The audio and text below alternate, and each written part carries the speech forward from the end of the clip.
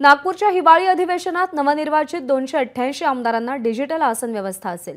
Digital आसन व्यवस्था तयार करण्याचं काम सध्या युद्धपातळीवर सुरू आहे। विधानसभेत आमदारांच्या आसनासमोर सभागृहाच्या दैनंदिन कामकाजासह इतर माहिती देणारी डिजिटल स्क्रीन बसवली जाणार आहे। नागपूर हिवाळी अधिवेशन 16 डिसेंबर ते 24 डिसेंबर दरम्यान होण्याची शक्यता आहे। नागपूरच्या हिवाळी अधिवेशनाच्या जय्यत तयारीचा आढावा घेतलाय तुषार कोहळे यांनी। नागपूरमध्ये हिवाळी अधिवेशनाची जय्यत तयारी सुरू आहे आणि यावेळेस नवनिर्वाचित आमदारांना विधानसभेमध्ये डिजिटल आसन व्यवस्था भेटणार आहे। आपण बघू शकतो की ते डिजिटल आसन व्यवस्था तयार करण्याचं काम सध्या सुरू आहे। आपण बघू शकतो की इथे 2 आमदारांची जर का बसायची व्यवस्था असेल तर इथे एक स्क्रीन असणार आहे। त्या स्क्रीनवर डिजिटल पद्धतीने दिवसाची कामकाज पत्रिका असेल, तारांकित प्रश्न असेल, इतर जे काही प्रस्ताव असेल, ठराव असेल, ही सर्व माहिती डिजिटल पद्धतीने आमदारांना मिळणार आहे।